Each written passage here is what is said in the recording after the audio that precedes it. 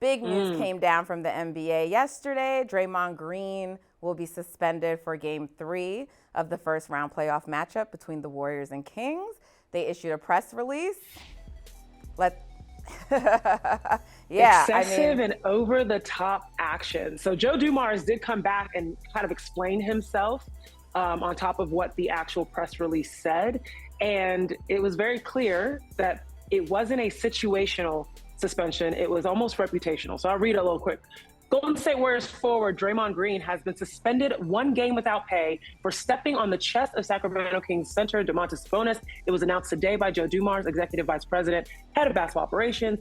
Suspension was based in part on Green's history of unsportsmanlike acts. However, it continues. It says Green's actions were in response to Sabonis grabbing and holding Green's right ankle after falling to the floor. Green received a flagrant 2 and was ejected. Sabonis assessed a technical foul. So after it continues to explain when it happened, obviously happened in Game 2. Very, very important Game 2 on the road. They ended up losing 114 to 106. It is also important to note when he was taken out of the game. 7 minutes remaining on the clock during crunch time. Warriors were fighting back. It was very tight. He was ejected out of the game. Warriors end up losing. Obviously, a lot of comments on that to add on a suspension on top of that. Yes, Kurt Helin, welcome to the show from Pro Basketball Talk, my colleague. Let's just get right into it. Draymond Green, he is suspended. Kurt, were you surprised by this? Yeah, I was. I mean, it wasn't just me, by the way. You see, like, Damian Lillard and all these guys came down. Like, I was surprised they went there in the playoffs when there's a system in place. You lack up fragrance. When he got suspended in I don't really want to relitigate the 2016 finals, but he had reached the point, right? He had racked up enough technicals and enough flagrants that one put him over the limit, and he's gonna get an automatic suspension. This seems a little early for that. This wasn't. We can debate whether this was egregious enough for that. I really don't think it was. I'm curious what you two think about this. I think the fact that he went around and after it happened and played WWE heel, like running around the arena, hyping up the fans in front of Adam Silver, played a role. I think I'm not in the room. I'm just guessing that the way they took their time with this, Adam Silver had some say. Yeah. For sure. I mean, a number of players you saw there, Festus's former teammate, Dame Lillard, speaking out, calling this out. We know Shaq has given his thoughts on it. A number of people. Yeah.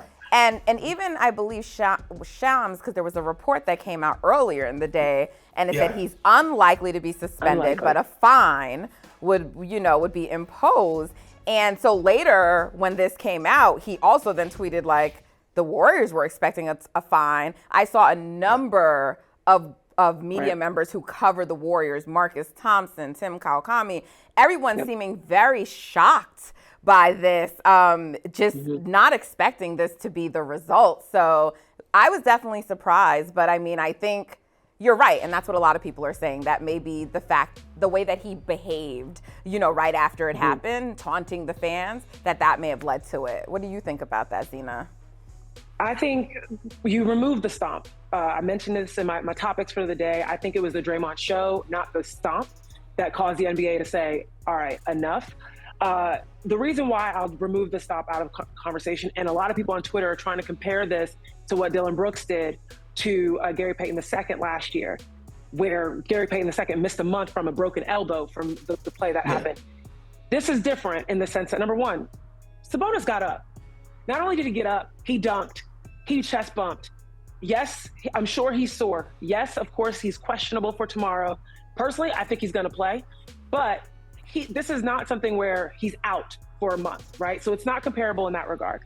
It's also not comparable in the same regard because it wasn't as if this would have happened without the grabbing of the ankle, right? Dylan Brooks caught Gary Payton in midair as he was going up for a layup. There was no retaliation happening here. This is I won't say it was an equal act between the two of them, but it definitely was. Without one, the other wouldn't have happened. So I think that's why you remove the stomp. and the potential injury off the table. It 1000%, in my opinion, had everything to do with the taunting of the crowd, the antics after the fact. The NBA wants to avoid another Malice at the Palace, right? They don't want fans to energize, and I was there. I was in that arena. It was incredibly energized. You had fans shaking cowbells behind Bob Myers' ears. I mean, fans were ready to do whatever they wanted to do in that environment, okay? And that's why you can't have, in the eyes of the NBA and the eyes of Joe Dumars, who is a mentor to Draymond Green, right? So there's added layers to who came out and denounced this. You can't have a Draymond Green getting on chairs, calling fans certain words. We all could mouth what they were. And you just can't have that, right? And so from an NBA perspective, and so that, I think that's what it was. It was the possibility of creating such a charged environment. And the NBA was like, you know what? We've seen this before.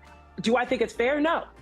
I do not think it's fair for him to have a reputational, punitive, suspension in this case. Because again, a suspension like this should be about the actual action. But I think the NBA was like, we've seen this in Draymond before. Let's put a stop to it now. I still do not think it was a fair, and I was surprised that he received the suspension. Well, there you go. You kind of nailed it. I'm curious to know what you think, Kurt, because that was a lot of like what people were saying. This seems to be a reputation, offense. Why this happened? Because I mean, you had earlier in the season, the regular season, if you recall, or was this last year when Jokic with one of the Morris brothers, like? Oh yeah, that's last year, yeah. That was intentional, and he took him out. The shove, mm-hmm. for like a large part of the season, and he got one game for that, one game. And in an instance where Draymond Green did not initiate this, for it to come back and be this kind of suspension, what did you think about some of the language that Dumars used and that they're kind of relying on his reputation to justify this? Yeah, it's funny.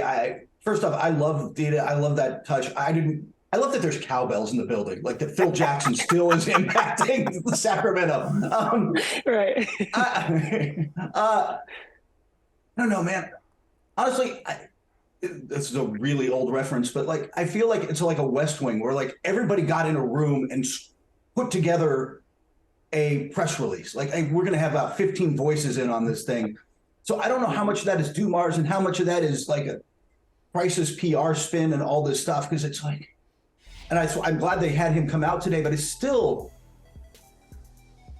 I don't know. I think you are really changing the course of a playoff series with this, potentially. I mean, the Warriors are home. They've obviously been much better at home, but if you're taking the best defender off a team going up against the best offense in the NBA that's down 2-0, right, you are impacting the series dramatically, and you know that. And to take that step on what's a borderline case to me at best. I mean, look, he was going to get in trouble. You can't use the guy as a human trampoline, man. But you can't.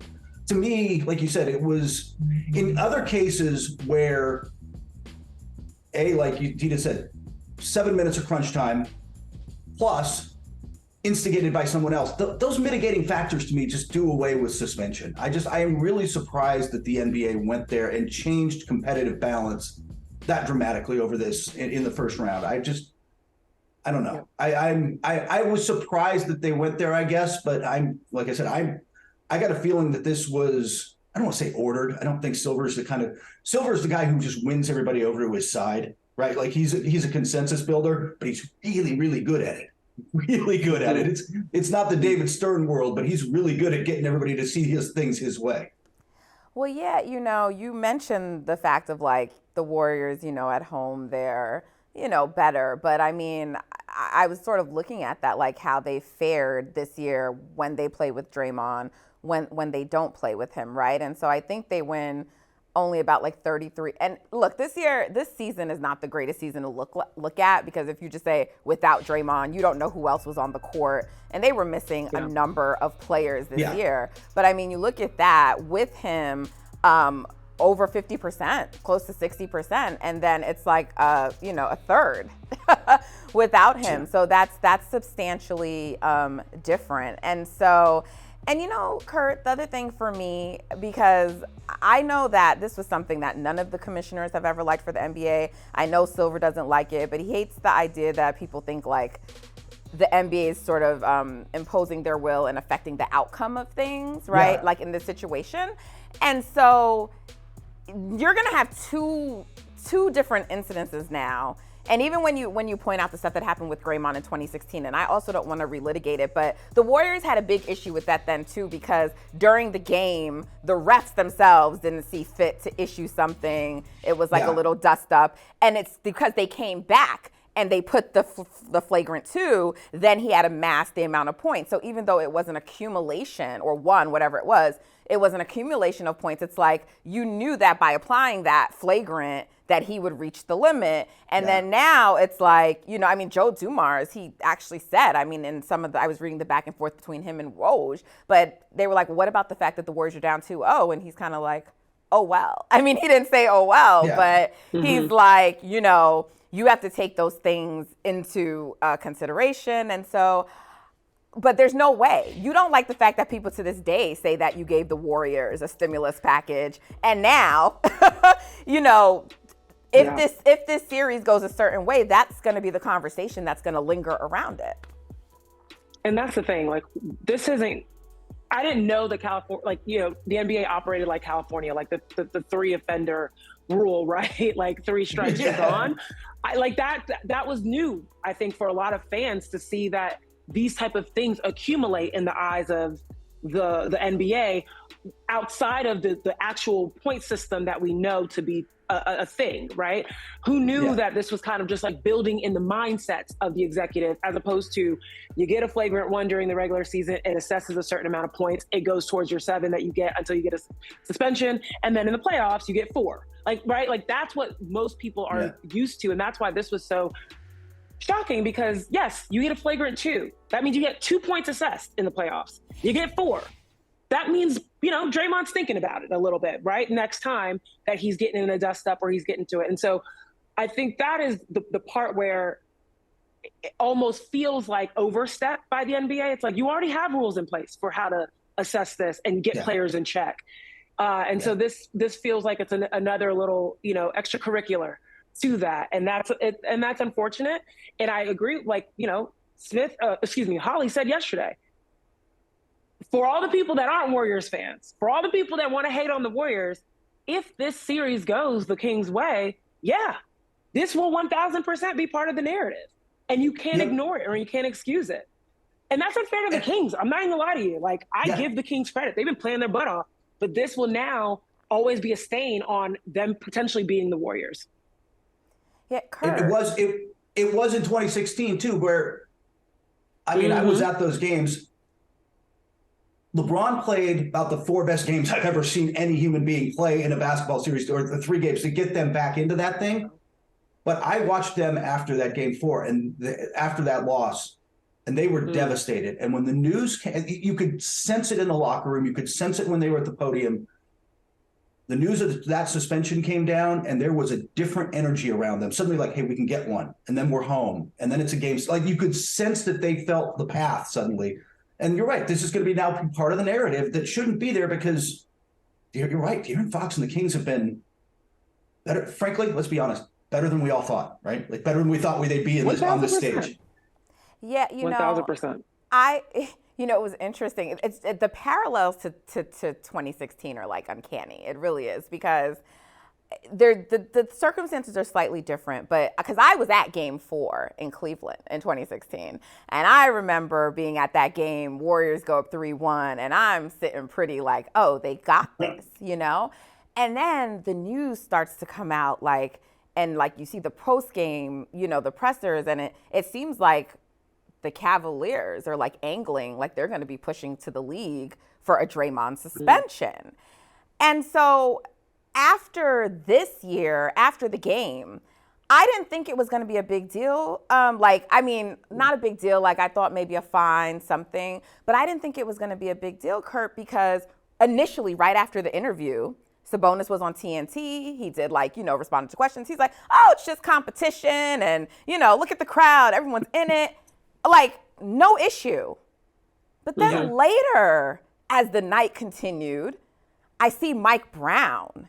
And he says it'll be interesting to see what the NBA does. And then now I see Sabonis in an interview in the locker room, and he's like very solemn. There's no place for this. There's no place for this. And I'm like, are they serious right now? Like, it was just such a heel turn in the tone. Mm-hmm. And I guess maybe because I understand that Mike Brown is a coach now for a different team, but I was totally did not expect that from him. Did you think that they were going to angle for a suspension? I thought they might privately, and what Mike Brown said didn't surprise me. The Domantas thing was, he's down there when it happened. There was a sniper on the grassy knoll somewhere. But it's the European soccer mindset, right? I am going to sell this now. And after the game, it's just competition, whatever. I don't hold it personally and take it off. Like you said, until he got to the locker room, it was a very different interview. And there was a very different tone, as if not to suggest that somebody would say, hey, we might have something here. But it was very different. What he said walking off the court and what he said, I don't know, I wasn't there 20 minutes later, whatever it was in the locker room. Yeah. I mean, listen, it's no secret I'm a Warriors fan. And I just want to make this one thing clear because, I am not here to I think Draymond just needs to be able to exhibit better decision making. He does.